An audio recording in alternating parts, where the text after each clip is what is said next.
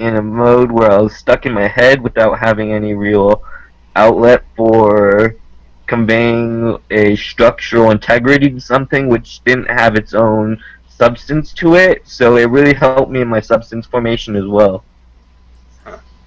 I think I might be in that currently. Which substance did you form? Was it wood? Huh? I said, which substance did you form? Was it wood? Wittgenstein just give up on philosophy. I thought maybe you were one of the Wonder Twins. They can turn into really alternately an object or an animal. Why is reading Wittgenstein giving up on philosophy? He says philosophy's dead because it is a misuse of language. It is entirely based on people not understanding how they're using language correctly. Mm-hmm. He's right about certain kinds of philosophy. However, he's ignoring the fact that metaphysical narratives determine prescriptive action by groups that affect everybody. Right. I think he was being specific on that, but there was specific types that had practical application that he wasn't really. Right.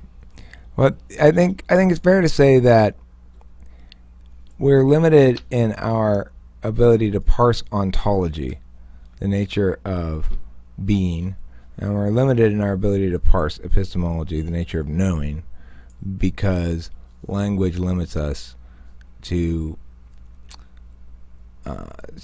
statements that are objects representing processes. So which philosophy are you able to discredit? I'm sorry, say again? He discredited that. What was it, man?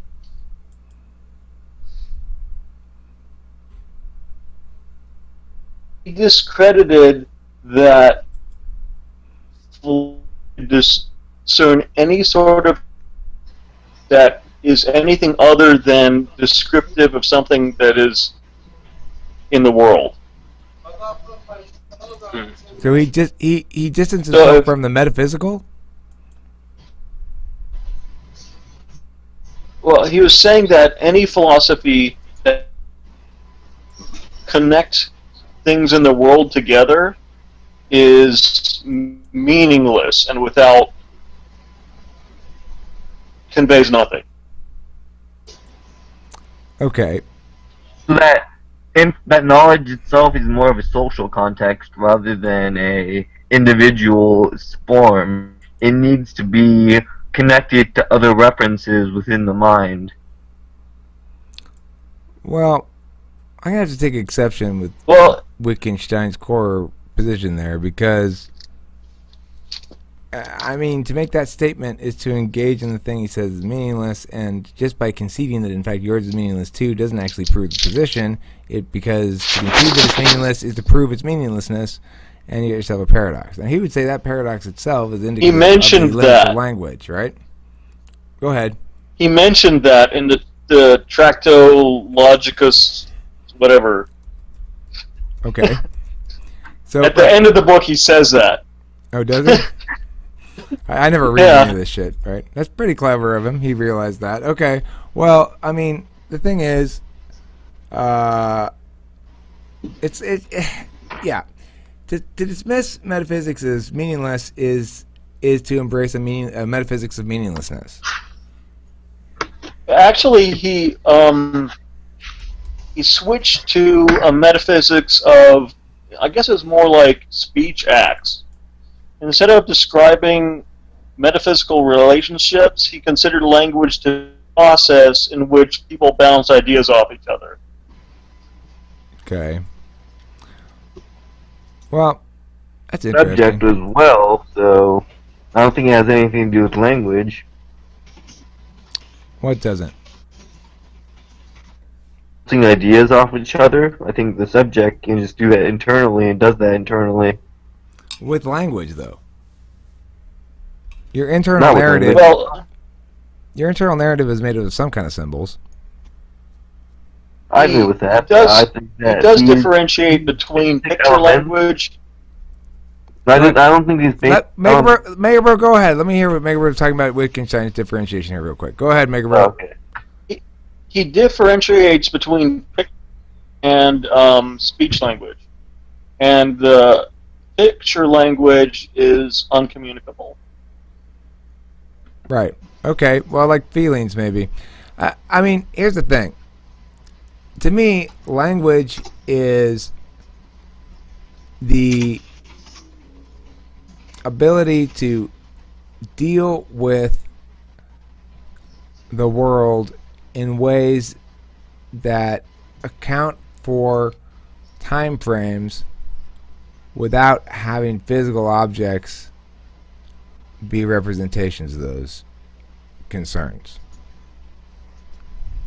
So language allows us to exist in time beyond that which is immediately in front of us, and it allows us to understand time in ways that are distinct from simply the changing of objects over time, such that we can think of ourselves as an agent that acts now, and we can think of ourselves as an agent that has acted before, and we can think of ourselves as an agent that will act in the future. We can make connections between those things regarding, and that those connections we make, the narratives that we build around the actions that we've taken, comprise our identity.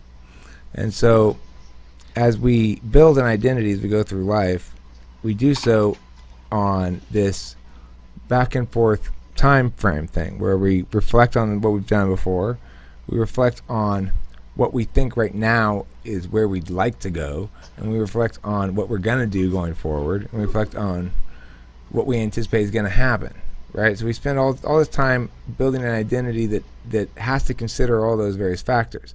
The only way to do that is to turn the processes of life into static objects that we can deal with. So it's to say that Judy was hostile in that meeting is to say a lot of different things, all kinds of shit, right? But it's basically to express how this individual's behavior relates to you in time according to along one of several narrative arcs, you know? Did you see my diagram? I did. I'm curious about it.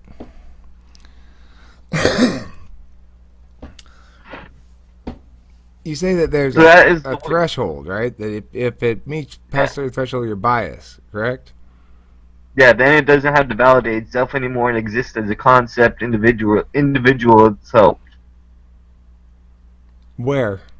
So everything needs verification unless it suffers the loose ends of its dissipation. So all concepts dissipate over time, but Where to are verify them or strengthen them, huh? they? Where are they?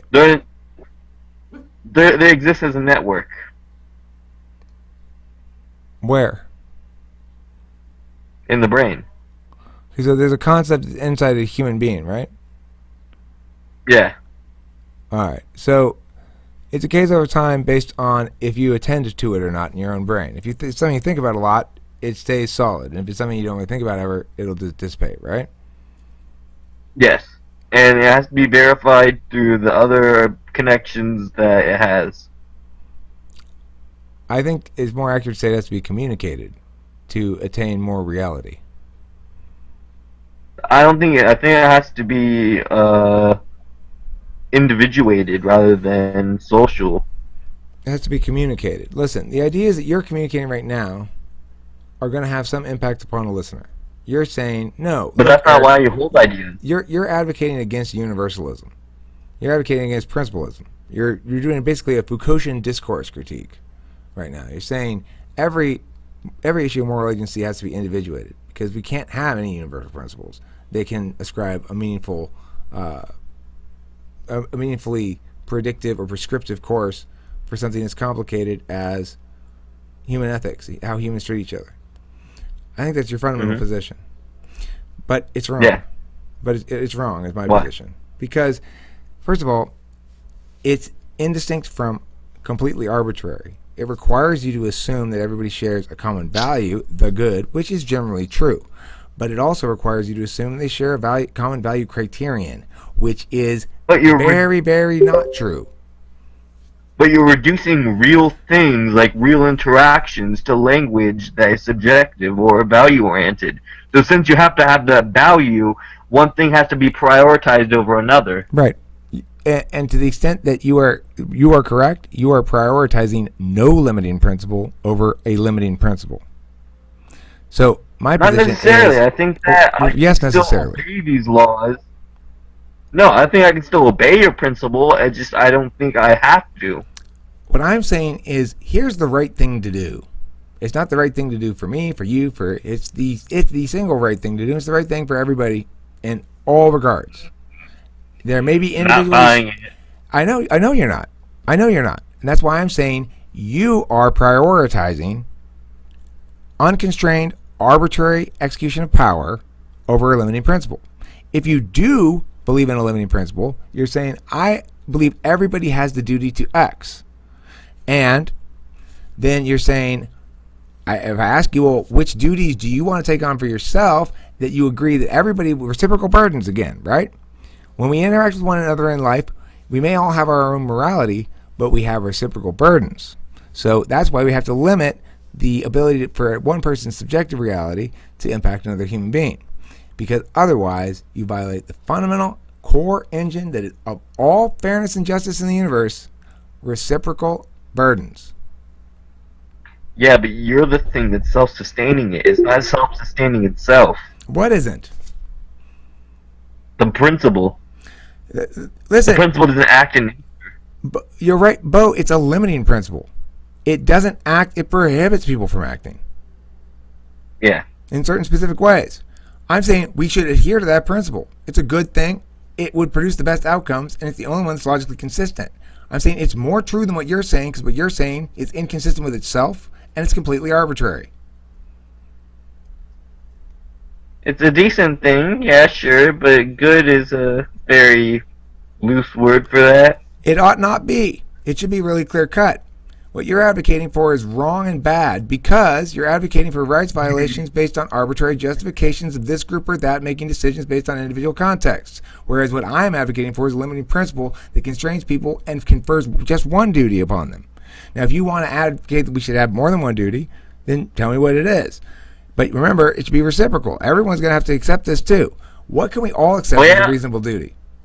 What if Only I one hold thing. the duty that every individual, all duties are invalid unless they have a reason for validating their duty?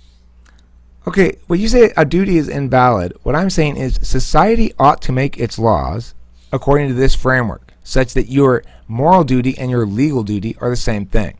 Such that I know if I am going to complain to the government that you made me feel bad because you said you didn't like my hat, that the government's going to say, that's not a rights violation, you have no claim upon our monopoly of use of force for this instance.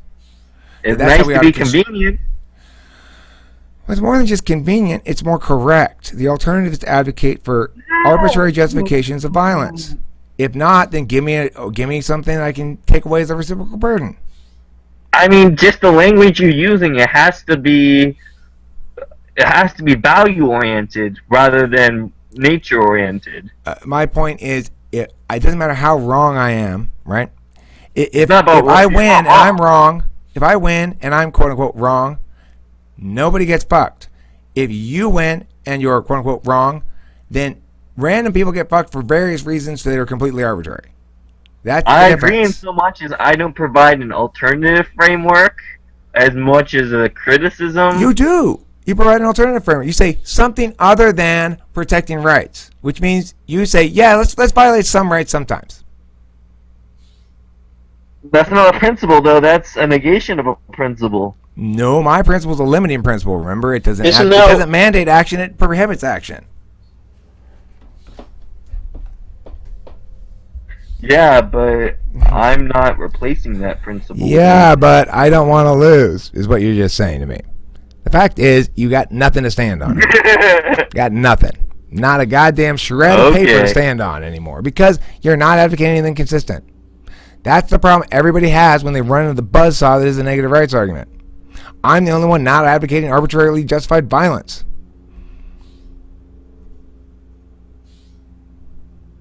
And thank you for watching Talking with Famous People. I've been host Eric, and this video comes to a close as we encounter technical difficulties. If you like technical difficulties, then you'll love this episode of Talking with Famous People. Arguing about tags. Specifically, what moral mean. You could avoid using the word moral and just say it's rights protecting or something. Well, I think that's taking the chicken way out. My position is that it is wicked and wrong of you to disagree with me. I like to make bold claims like that, right? Because I can defend the position. So why not make the boldest claim? There's no reason. There's a huge problem. Is everyone's like, well, we have differing opinions. Don't get in a big argument with America. It's just opinions. No, they're wicked and wrong for disagreeing with me because they're advocating for unjustified violence, and I'm not. That's my position. You're not trying to find the truth. You're not trying to find the truth.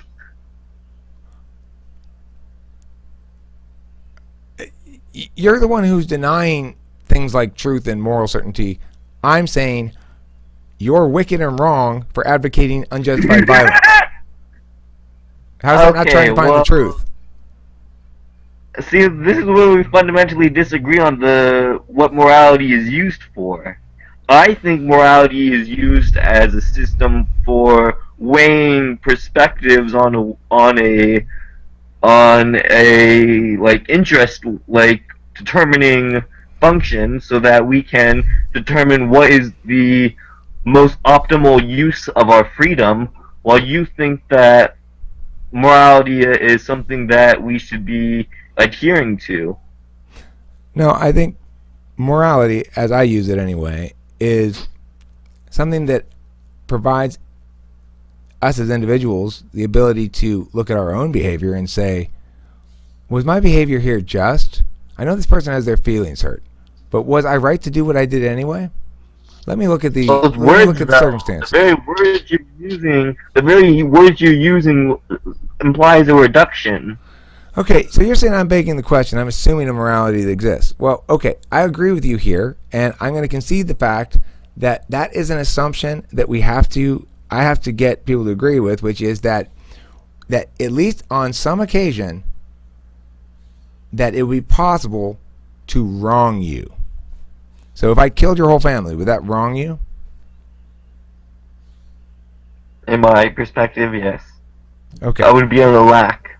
So if it's possible for me to wrong you, then we conclude that morality is a description of injustice and the normative truths governing our behavior on a metaphysical level, not on a legal level, okay? On a metaphysical level. So if you don't ascribe to that, that's fine. For individuals who do not reach the highest stage of moral development in Maslow's hierarchy of moral development, for those individuals, that's why we need coercion, right? We need it as a mechanism to respond to individuals who don't adhere to their own top-level moral code. I don't think you're actually going to behave badly. I think that you are just in the metaphysical realm embracing relativism. In the actual life realm, you probably don't go around hurting people, right? And you probably don't actually advocate that, oh, we should go beat up that little girl. That'll be fun. So it's just right now you are embracing relativism as more defensible. The only reason you're embracing it is because you think it's more defensible. I'm here to tell you it's a lot less defensible as you're currently experiencing. I'm winning this argument not because I'm a better debater, but because I'm right. I think it's because of the effects of it, though. Because I think relativism doesn't really provide anything besides of a. Well, yeah, it has no utilitarian value. That's true. I gotta get a drink of something. You guys, you agree with Eric, but you think morality is made up. Well, it's not. It's a word that we use to describe the fact that there's cool and not cool, right? It's possible to be not cool to somebody. I gotta get a beverage. I'll be right back. Okay, hold on. I'm gonna get some tacos. I'll be right back. I'll wait for everyone to get back then.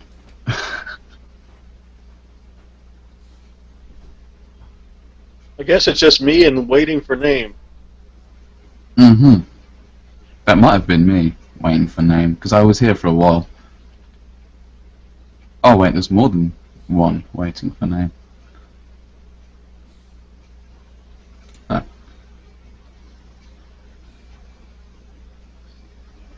What do you think of... Part of this argument is that morality does or doesn't exist. Well, that's just another way of saying rights and wrongs do or do not exist. Yeah. If someone can agree that rights and wrongs exist, that's the same thing as agreeing that morality exists. Yeah. Because, I think I can understand the viewpoint of people saying morality doesn't exist, and it's all to do with perspectives and social things and all that, but you'll find that there are a lot of global moralities shared by the entire race, no matter what culture you are from. I doubt there are many people in the world, even if they're all separated by culture, would go about murdering their own babies after they were born for no reason at all. There are some things that would be considered wrong, and that's a form of morality in that case, which means morality does exist. Well, yeah, but if you look up morality in the dictionary, it doesn't necessarily have to be universal. It just has to be customary. Mm. But morality is basically if something is right or wrong at the end of the day, right? And right, saying if it, yeah. So that definitely exists. Yeah. Even if morality is subjective to each culture, it still exists. Right. And the very fact that I think there is like a global morality anyway, because as the point I just made, I don't know if Eric heard it. I didn't. I'm sorry. Just put the headphones back. I was saying that I'm pretty sure that most cultures around the world and the entire human race, even if they were each other, would not like it if you murdered their babies for no reason. They would say, no, that's wrong. There's no reason for doing it, which means that was bad, and that morality does exist as a global thing. Well, suffering exists. That's the number one thing, is that it is possible to suffer. And it's possible for Bo to suffer, and it's bad if Bo does suffer. And his relativism is just an abstraction regarding that. And that's what happens. We abstract away from the facts too much. We abstract away from what we can sustain because we don't like its limitations in some way. Eccentric M, is that you just talking? Yeah, it is. I didn't even show you in the list here. Yeah, well, I'm not long joined, but it's strange. Well, I recognize your voice. I was looking around like, yeah. Who is that talking? It's got to be him, isn't it? It's got to be him. Yeah. All right. So other people's I thought that was thoughts? Tandy at first. You thought it was who? I thought it was Tandy. Is he another British guy? Yeah, I think he's from Australia, actually. I thought it was Prince Similar Charles. accents. I was pretty sure it was Prince Charles, but then I listened. I was like, no, that's Eccentric M, I think. Every time you're not here, Eccentric M, Prince Charles comes. You just miss him. I don't record those episodes, though. I don't publish them. They're, secret. Just between me and the Prince. We talk about aristocracy. So, how are your peasants? Fine. How are your peasants? Fine. I don't have any peasants. That's the problem, right? If we're going to have that aristocracy system people keep advocating, I want peasants. If we have to have it, I'd rather be an aristocrat than a peasant. In the negative rights framework, is it a democracy? Doesn't matter. At that point, it's irrelevant, right? The manner in which the public manages to make happen. As long as it's implemented? Right. Somehow the public needs to implement the duties of government. One way or another. And to me, that includes roads, maybe some military, and police protection, and like fire protection, maybe. And just basic infrastructure stuff.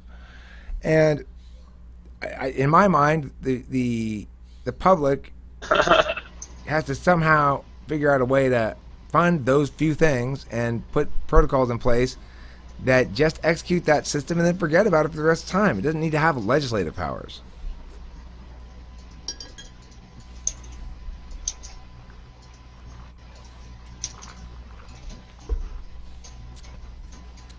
So, like, if someone was getting stabbed and I didn't help them, that would be against the negative rights framework? No, that'd be fine. I mean, it wouldn't be It would? fine. You'd be a douchebag, but you wouldn't be criminally liable for anything.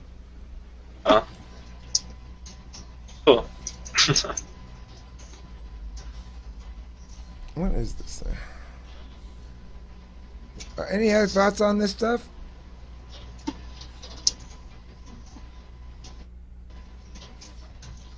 No, but I am still wondering about, like, what books or what kind of, or who has influenced you. Oh, right. I never answered your question, huh? No. Well, I would say I've been influenced mostly by debate, the process of debate, researching stuff, building cases, and trying to come up with tricky, clever arguments, and winning debates in lots of different frameworks. You know, I mean, it's not like my kids always run negative rights. Sometimes we run stuff like we must tax the shit out of everybody and spend all this money on blah, blah, blah, blah. We run that stuff. But, I mean, that's the thing. And when we run it hard. We run it as hard as we can. But I know that, I have a totally different strategy. When I'm running that shit, it's to make it as difficult as possible for them to get down to the bottom of the bullshit, right? You gotta wind up the bullshit in curls, basically, so that, and intertwine it with another piece of bullshit, so that you have pivot points so you can shift ground from bullshit to bullshit, and they never get to the bottom of it. Your impact's still standing at the end of the round, and you got the round. It's fine to run debate rounds like that. And then if you're running a negative rights framework, you have to build it the other way around. You go, okay, well, we have to make it clear how they can win. They can prove this wrong, this wrong, this wrong. Or they can show that this and this are consistent on their case, or they can show this and this are consistent. They can prove this. You establish the burdens. You say, here are the burdens I will meet. And therefore, you should meet them too. And they're not unreasonable. They're not like, well, I defined every word in the first sentence of every card, so you should have to do that too. It's simple things like, one of the burdens I will take upon myself is for my case to be consistent with its framework. That I won't have anything that's inconsistent with the framework. So if I'm arguing a util framework, saying, well, we should take a guess about what the most impacts are going to be, and both decide the issue on that, well, then I'm going to have a case that's entirely based on predicted impacts. And if I say we should determine who violates the most rights, I have a case based on that, or whatever. The point is, I'm saying, now, this burden applies for both of us. You need to have your points be consistent with your own framework too. And once everyone agrees with that, okay, yeah, I have to be consistent. I have to be consistent too. If I expect you to be consistent, I have to be consistent too. Fine. Well, then they've already lost the round. Why? Because then they have to defend their utilitarian framework, and it doesn't withstand any muster. It doesn't withstand any attacks at all, because unavoidably, every single thing that has been justified with utilitarian concerns inevitably produces more harms than the promised outcomes. What do you think Iraq is? The U.S. invasion of Iraq. Is utilitarianism? What is a utilitarian framework? It just says it's okay. We make our decisions about what's moral or immoral based on net outcomes. So it's a pure utilitarianism would say, if it's been a car crash, there's 5 people on the table or 4 people on the table and the operating table. Each of them needs a new organ. One needs a heart, one needs a spleen, one needs a liver, one needs a kidney, or they're all going to die. And you got a little cold. A purely utilitarian framework would justify the doctor killing you, taking your organs, and saving 5 people, saying, well, 1 for 5, it's fine. But that's the utilitarian argument. The deontological framework, people argue against that by saying, well, if you have a terrorist who's got a nuclear bomb planted somewhere in your city, you need to be able to torture him to get the information out. You're going to save millions of lives. The problem is, it's always what ifs. I might have called that utilitarian perspective a short-sighted utilitarian perspective. Because if you think about it long term, it messes up the society. Right. And this is the core issue, is that everybody thinks their pet issue is a good enough justification to make an exception on the rights framework. That, well, in this particular issue, we should make an exception. But it breaks the system. Because either you are making decisions on who gets to violate whose rights based on a limiting principle, or it ends up being both arbitrary and it tends to be wielded by the people we least want it to be wielded by. In other words, we're affording to another the superiority of decision making that we ought not to. And if we were going to afford it to somebody, it's not the person who wants to be able to wield unjustified coercive power. If somebody wants to be able to wield unjustified coercive power, you do not want that person to have it.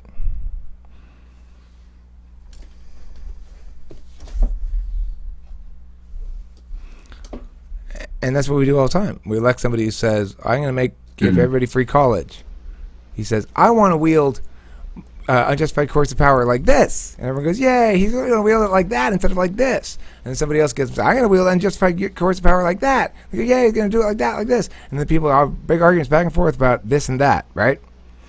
My position is, as long as we allow ourselves to continue arguing about which utilitarian predictions are better than the other ones, we continue to perpetuate a system that just violates rights, it justifies violations of rights, and it assumes that it can account for every variable, and it inevitably produces unintended consequences, and it's completely arbitrary. There's no reason to assume that your pet idea is going to be the one that's going to be justified next.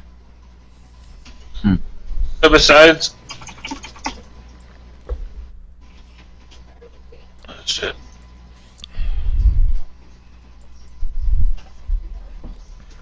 Besides the utilitarian and the negative rights framework, what are some others, are there? Well, I mean, bad ones. There's like the Foucaultian discourse framework that Bo was arguing earlier, which basically says we have to adjudicate issues of moral agency by each in its own unique set of circumstances. We can't. Principalism imposes a stricture upon individuals that denies that somehow it undermines their moral agency because it compels them to think that, well, we have to determine whether they did the right thing or the wrong thing based on this rule rather than on actual human experience. But my position is that's why you have to have this specific principle, because it's the only one that doesn't fall victim to the complaints of the Foucaultian discourse critique.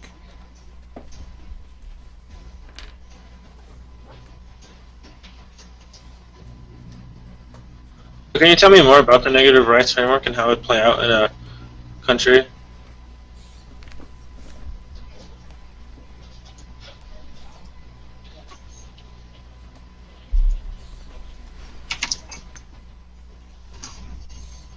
But most people don't have a framework. You know, that's the other thing to note, is most people don't make decisions about their beliefs and their politics on any framework. They go on who they trust more based on how that individual matches up with their personality type. That's my current theory, that people make most of their political decisions on type. That's why I voted for Obama the first time. He's in the NTP. I didn't know it back then. I didn't know enough about this stuff back then to even think about it at all when I was voting.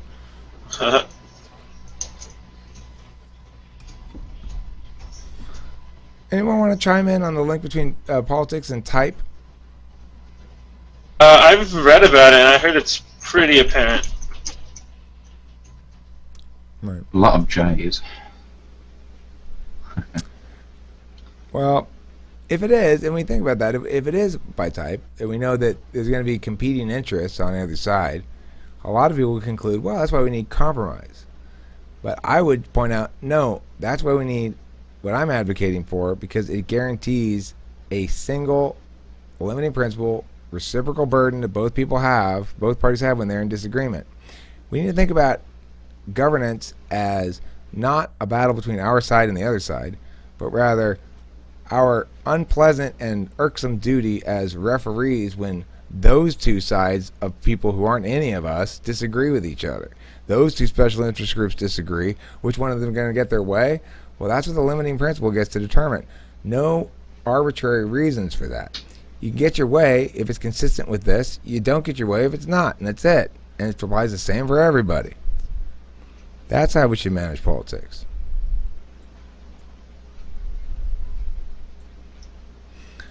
And if it's got like correlated with type, I mean, the personality types, what is it? They're not spread out evenly.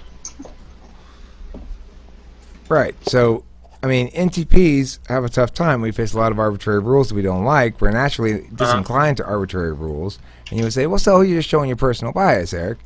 Well, again, that's why my particular advocacy is different from any other, is that it advocates protection on a single principle that applies to everybody, that protects everybody from the wrongness of types that are adversarial to their own. Yeah, I like that.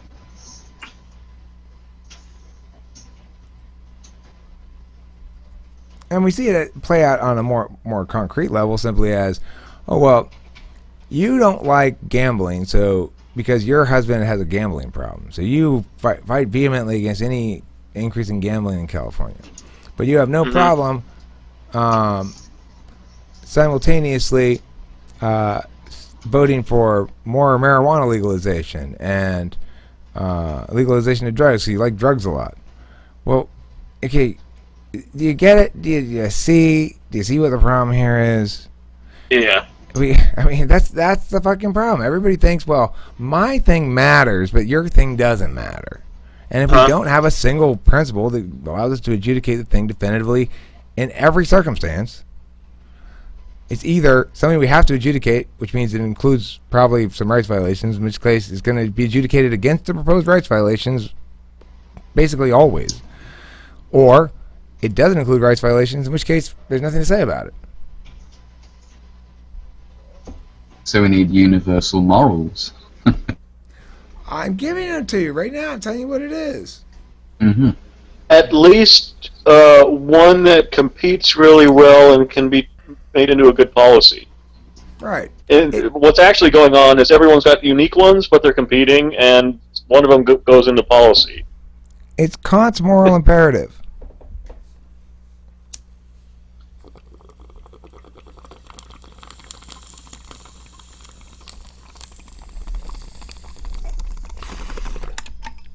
Don't treat other people as a means to an end. It's a perfect way to think about it. It's fine to arrest that drug dealer and put him in jail for 10 years. Why? Well, it's going to help us achieve our goal of a drug-free America. No, it's going to help you violate the deontological imperative. You're not treating him as a means to an end. I mean, you're not treating him as an end to himself. You're treating him as a means to an end. But here's the thing. You don't know if your action's going to actually achieve that end. As we learned in the drug war, it didn't, right? Spent all this money and time and energy, but that didn't work.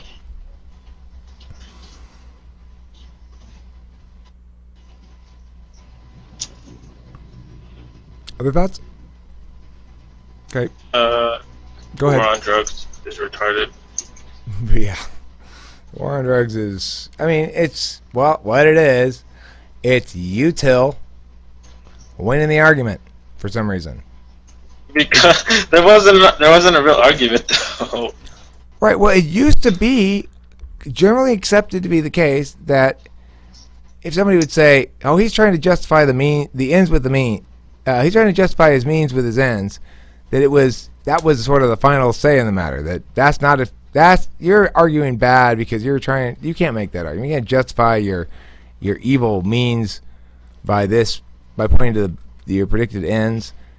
Somewhere along the line that changed. You don't hear that anymore. You don't hear that, like, he's trying to justify his means with his ends as a critique. But of course it ought to be. It's the fundamental critique. It's the fundamental reason why any bad act can ever be taken. It always requires a justification like that. Oh, I can do it. I can do this bad thing because. Why did that stop happening? No, I don't know. It happened when I was a kid. I remember hearing it on the news and shit. Or like on an opinion piece on the news. You know, at least something like that kind of stuff. I don't know when it changed.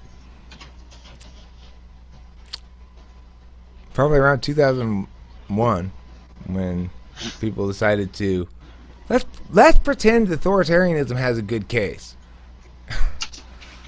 Or Everything changed when the Fire Nation attacked. Oh, right. That's when it happened.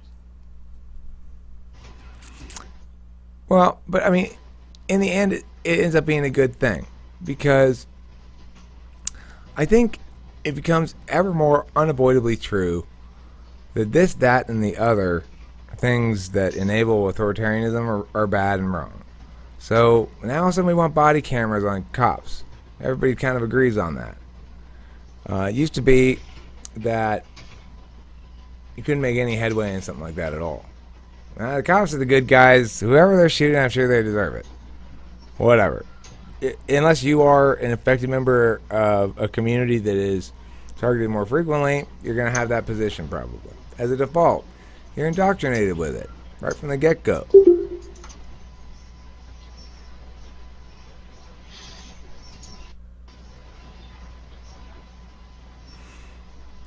Okay, let's stop this and let's talk in the next video about hurt feelings. And I'll start with my example of when my feelings were hurt until I went to sleep and woke up the next morning and realized I was being ridiculous.